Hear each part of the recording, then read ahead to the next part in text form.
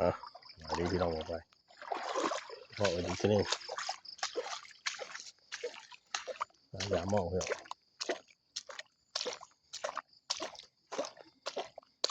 อย่ามองข้างโคกไม่ใช่ด้วยมันปาด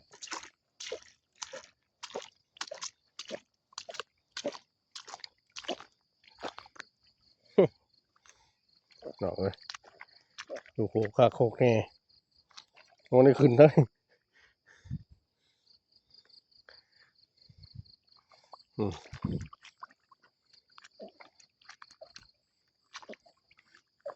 น้ำบกปลาแต่มอนี่มันมีเฮ้ยอันไหน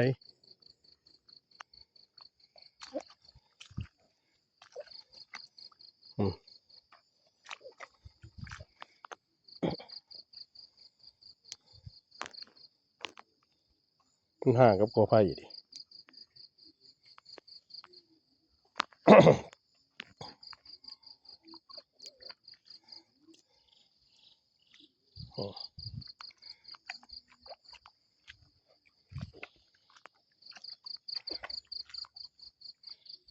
มันขี้เหือดถือเท่กินเท่ได้มั้ย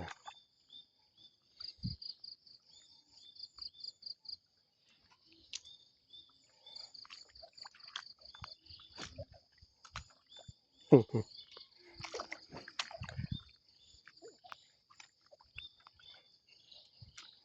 ้างโคกอีดีหรอ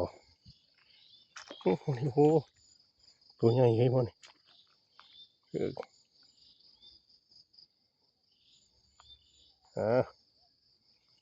อยากใส่หัวเขาได้เนี่ย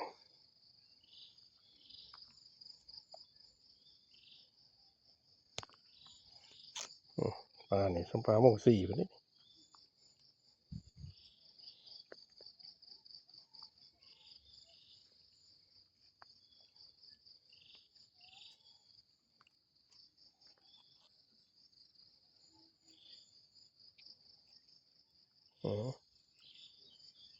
เขาเห็นเนี่ยปลาเป็นแผ่นมาเป๋อเลยออกมาจากใส่ดิ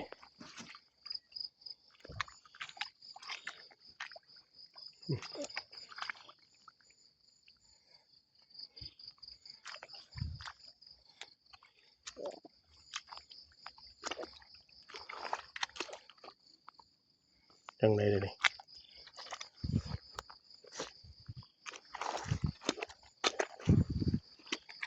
คือว่าสุกไปทั้งอื่นเนี่ยยังว่าอยู่ว่าเนี่ย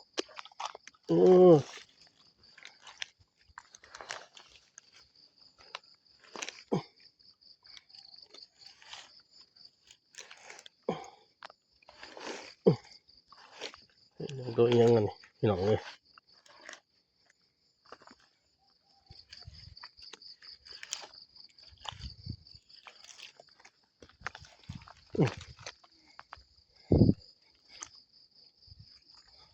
เห็นมองห่าง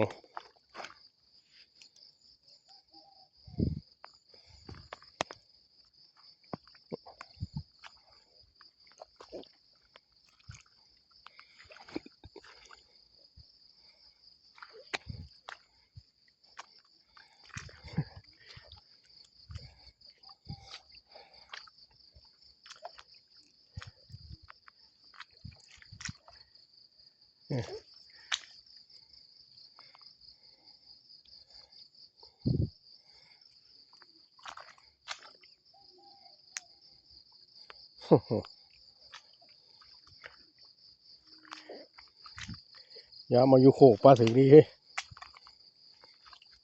แรงใส่อยู่โคกยัง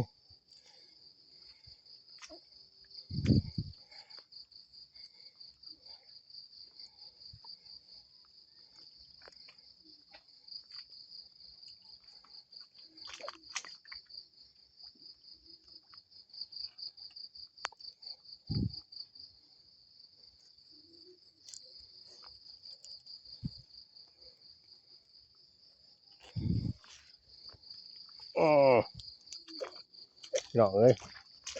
โคกข้าโคกแน่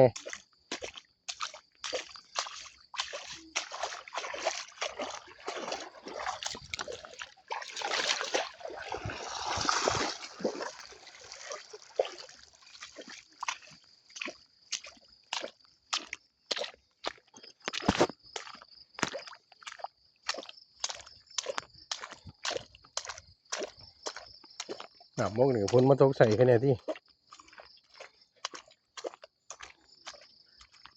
เนี่ยสิมีมาตกใส่ในวายหม้อขวดคนกินนี่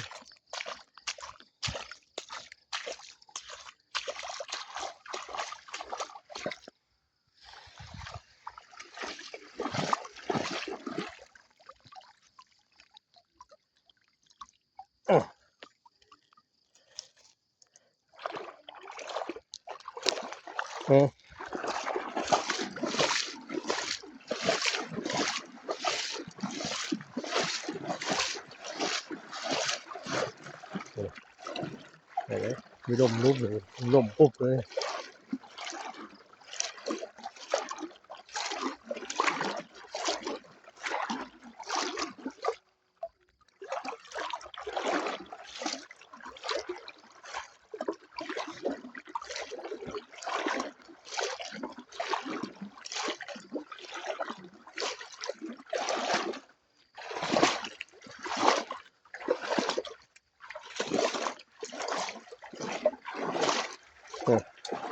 มีอะไรมาแล้วโอ้ยโอ้นี่มาแล้ว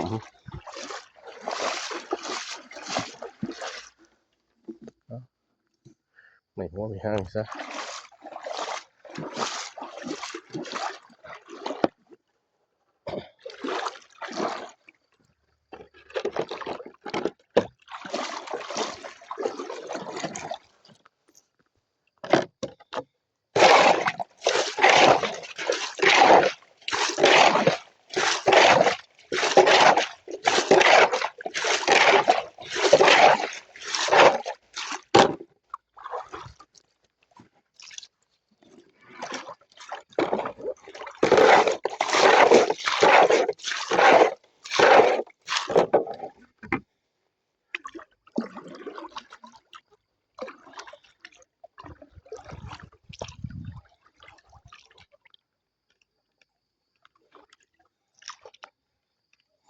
พยายามตัวโขกก่อนพี่น้อง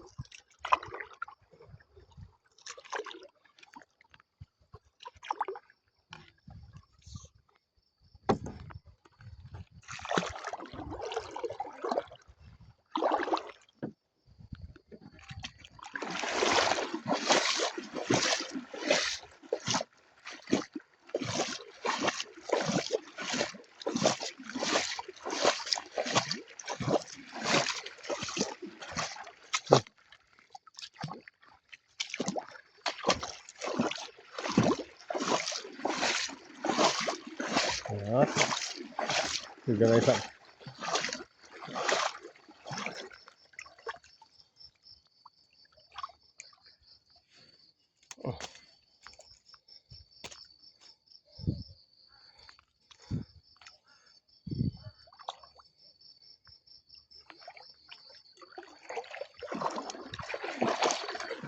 ข้างๆนี่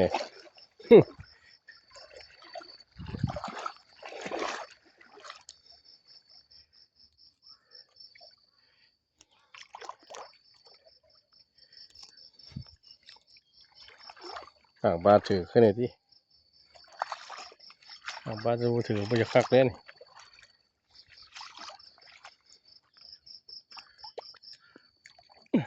สองตัว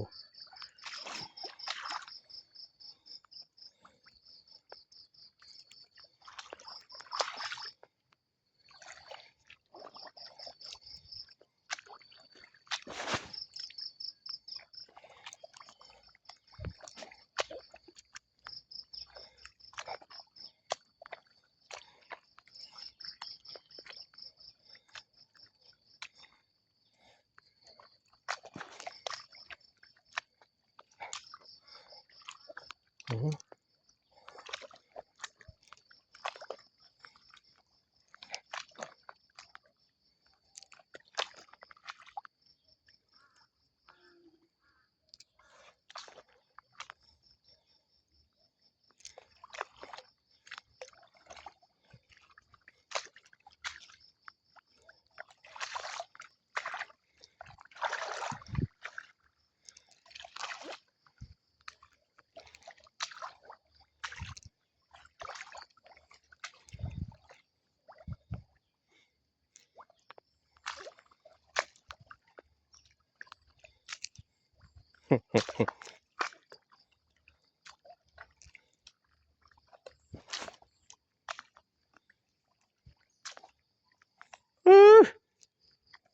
องเอ้ย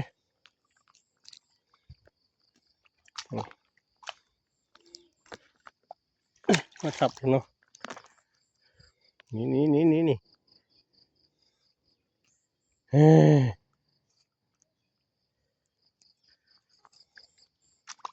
นี่มองห่าง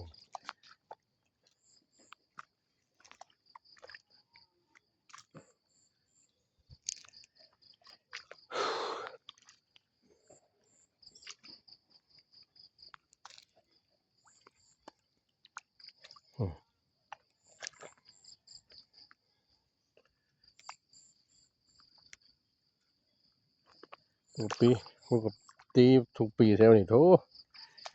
มันสิโป๊ดป่านี่สั่นสิโป๊ดคือกันขี้เหอะ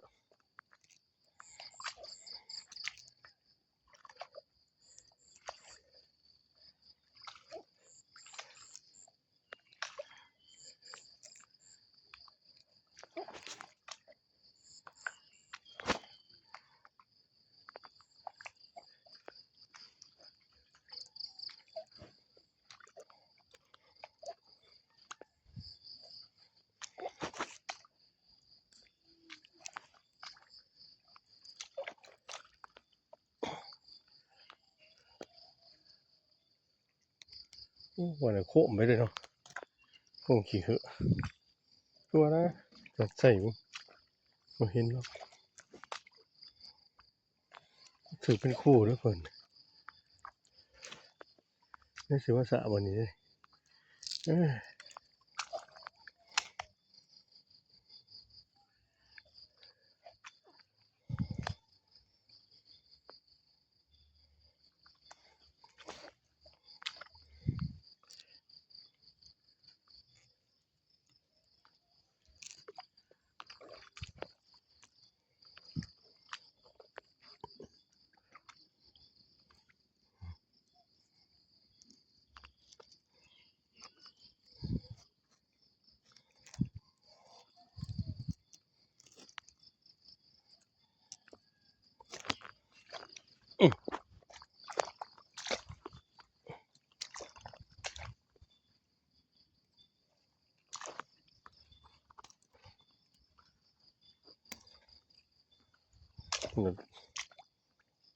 โคมเลย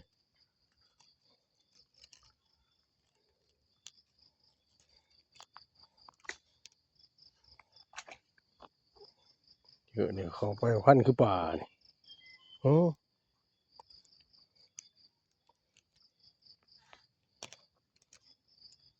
แต่ทั้งนั้นน่ะ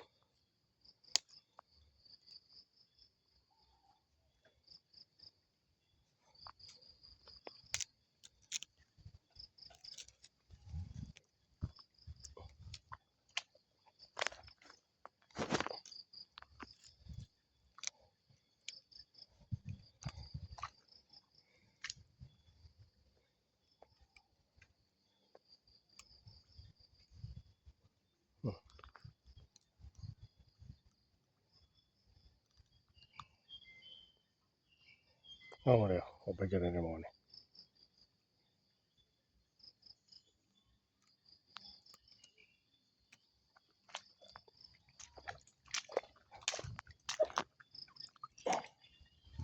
โอ้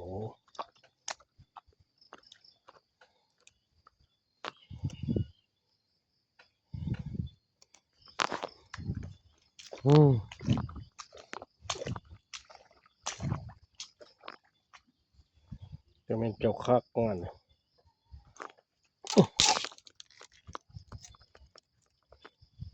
หักไปจ้ะ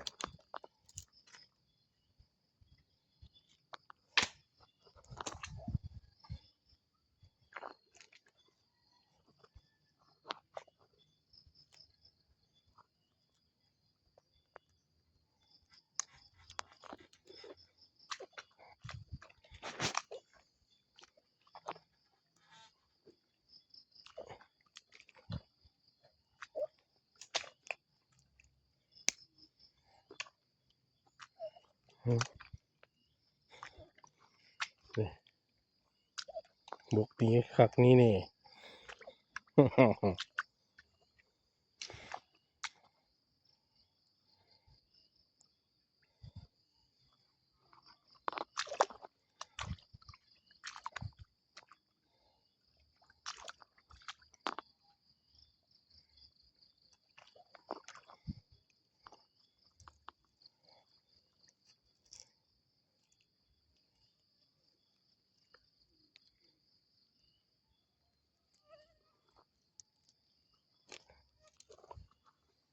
นี่สิไปน้ำอยู่บนมาน้ำหยังเลยเฮ้ยเอาปะนี่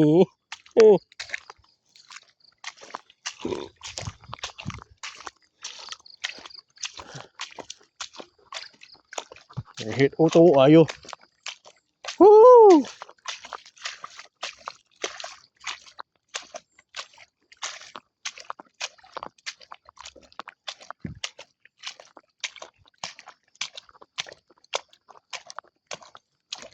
ใช้เขียนนี่เขียนยากๆนี่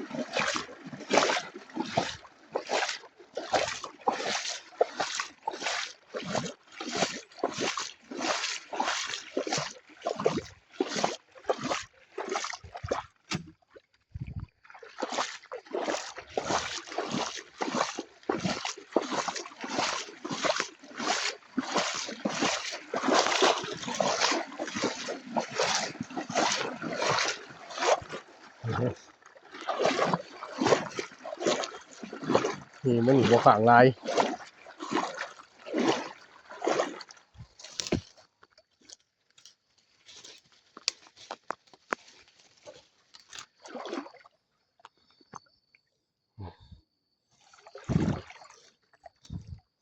นี่เนี่ยไม่ขี้เยอะมันสวยเด้อนี่มาข้างอยู่นี่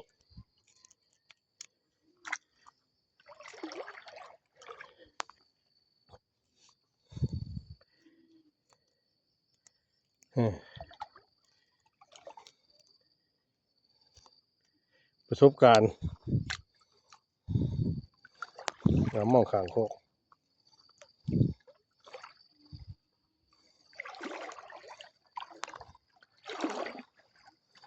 ปลาข้อไปหน่อย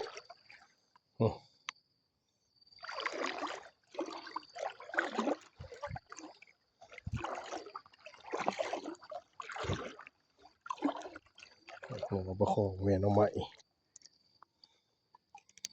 ปลาก็หนีไป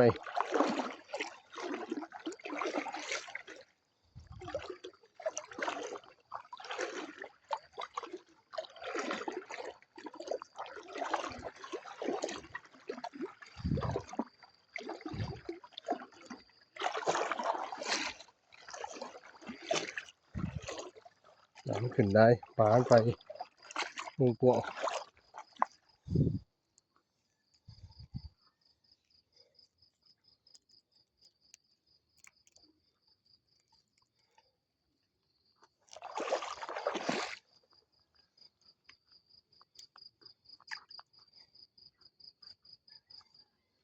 แต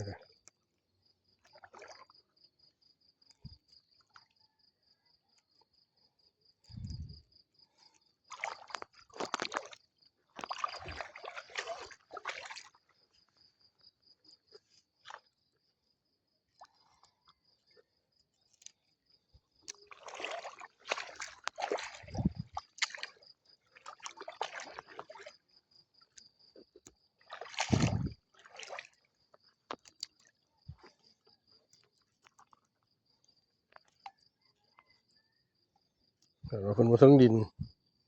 ก็ถ่ายเกินถึงขางโขกเลย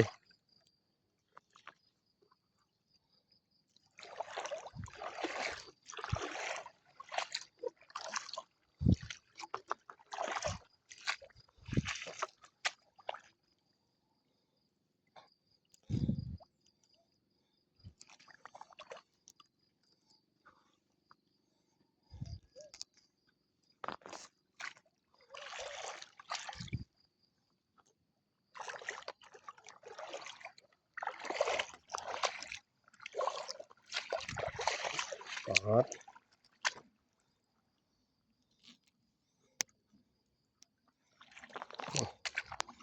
แล้วก็กี่เหอะนี่มากกระเถือ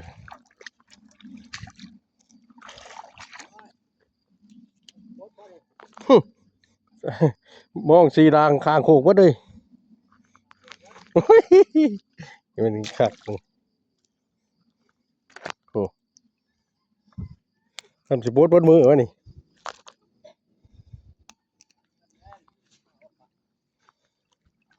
สิบขี้เขือลายสุดแล้วนี่ยังมันลายมาดิ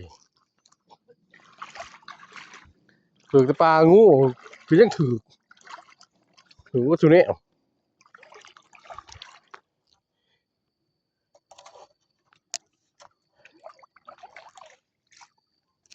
มีพดอยู่บนเดอยู่เพื่อนเลยเ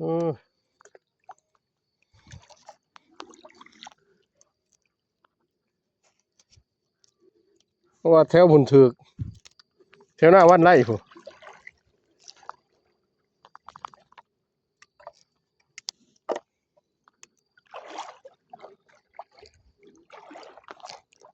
อ๋อ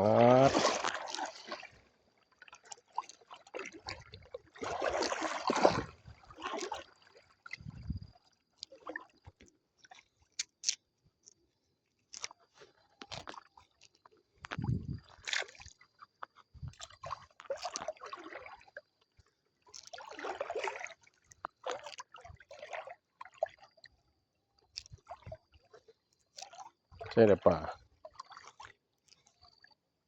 ไปเคียงไงเลย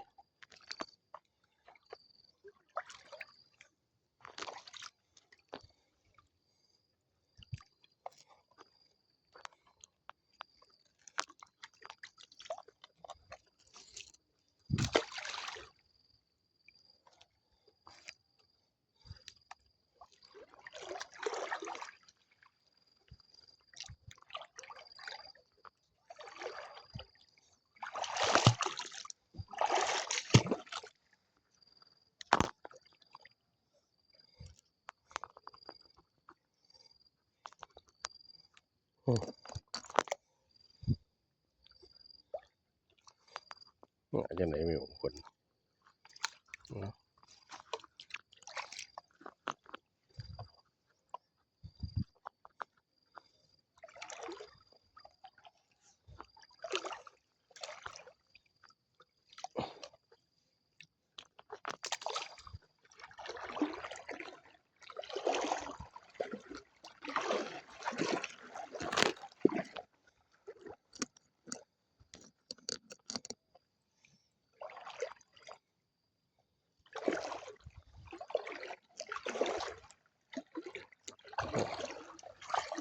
จุดเป็นปอกนะ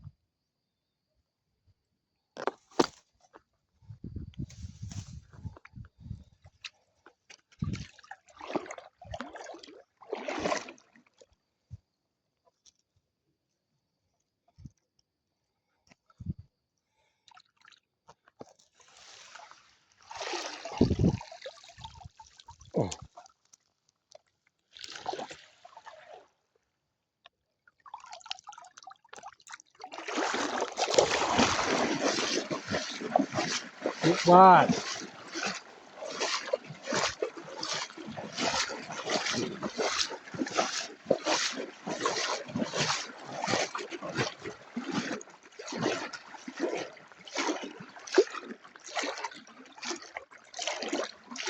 แม่เจ้าเศร้าไปเห็นเจ้ามา